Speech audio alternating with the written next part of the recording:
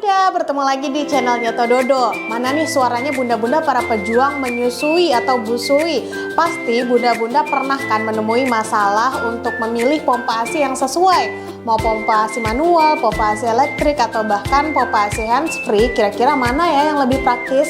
Nah, untuk cari tahu jawabannya, pastikan untuk nonton video ini sampai habis ya.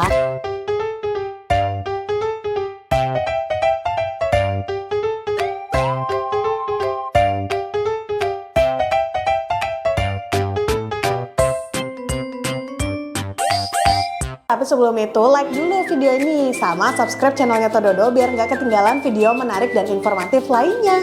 Subscribe ya bunda, jangan lupa nyalain loncengnya. Oke, pompa ASI adalah salah satu produk atau alat yang penting banget buat busui nih, terutama buat bunda-bunda yang mungkin pengeluaran ASI-nya tuh masih kurang maksimal. Itu bisa dibantu menggunakan produk dari pompa ASI. Untuk pompa ASI sendiri itu ada banyak sekali tipenya.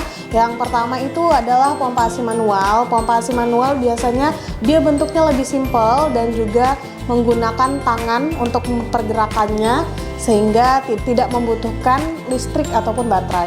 Kemudian yang kedua ada pompa ASI elektrik.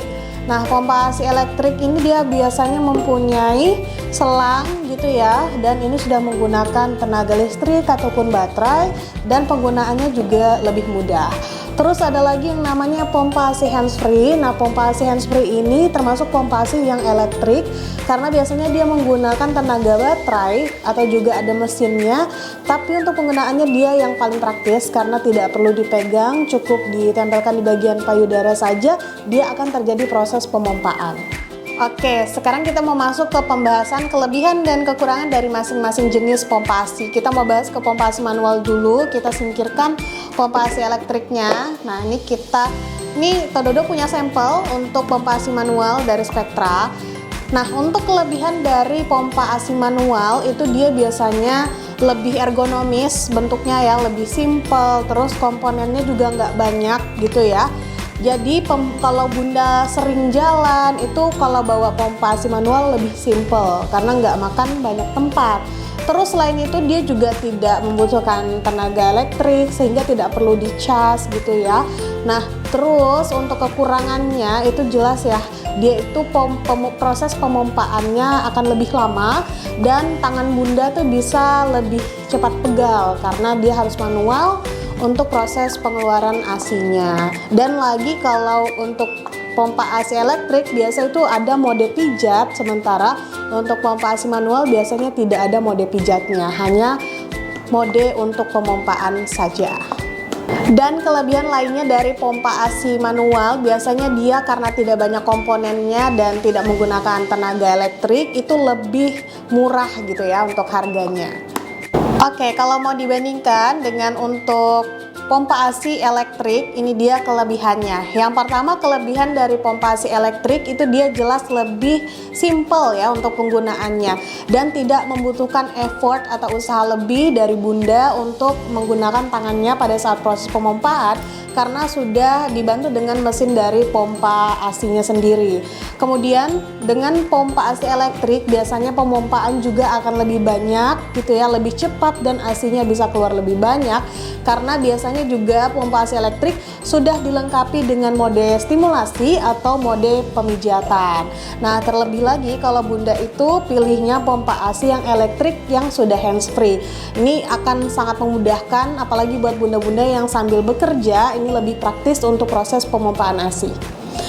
Nah, kalau untuk kekurangannya juga ada beberapa ya bunda. Yang pertama jelas karena dia ini menggunakan tenaga listrik atau juga dari baterai, jadi dia harganya lebih pricey dibandingkan dengan pompa ASI manual. Selain itu komponennya juga lebih banyak kan. Terus yang kemudian adalah karena dia menggunakan tenaga elektrik dan juga baterai, biasanya kita kurang teliti baterainya masih banyak atau enggak kayak gitu, jadi akan lebih sulit gitu kalau mau dibawa pergi perjalanan jauh kalau bunda kurang teliti untuk memperhatikan indikator baterainya. Selain itu, karena dia menggunakan mesin, biasanya di beberapa pompa ASI memiliki suara yang sedikit bising sehingga sedikit lebih mengganggu. Jadi baiknya pilih yang mana ya, pompa ASI manual atau malah pompa ASI elektrik? Jawabannya adalah tergantung kebutuhan Bunda.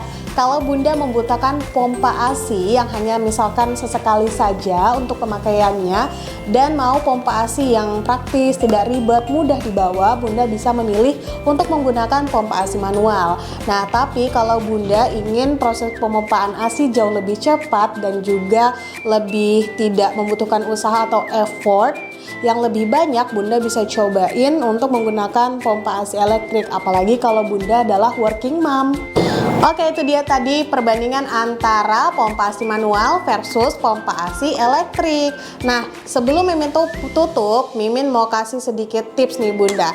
Jadi untuk pompa ASI sendiri itu kompartemennya ada banyak banget ya, termasuk di bagian sini tuh ada corong, lalu ada bagian yang namanya bagian valve. Nah, di setiap pompa ASI ini kita perlu perhatikan untuk penggantiannya. Nah, untuk corongnya pastikan Bunda memilih bagian corong yang milimeternya sudah sesuai dengan lingkar bagian areola Bunda ya. Jadi dia akan lebih maksimal untuk proses pemompaannya. Juga di bagian valve itu harus sering diganti minimal 6 bulan sekali agar proses masuknya ASI pada saat dipompa lalu turun ke botol itu juga tidak seret. Seperti itu dia tadi tips singkat tentang pemilihan pompa ASI dari Tododo. Nah, itu dia tadi sedikit tips dan juga perbandingan untuk pemilihan pompa ASI manual dan juga elektrik. Gimana nih menurut Bunda? Kalau Bunda pilih yang mana? Pompa ASI manual atau pompa ASI elektrik? Tinggalkan komentar di bagian bawah ya. Kalau Bunda pengen kita review ataupun edukasi informatif lainnya, jangan lupa untuk like video ini dan subscribe channelnya Tododo biar nggak ketinggalan video menarik lainnya. Tododo, Tododo, bayi senang.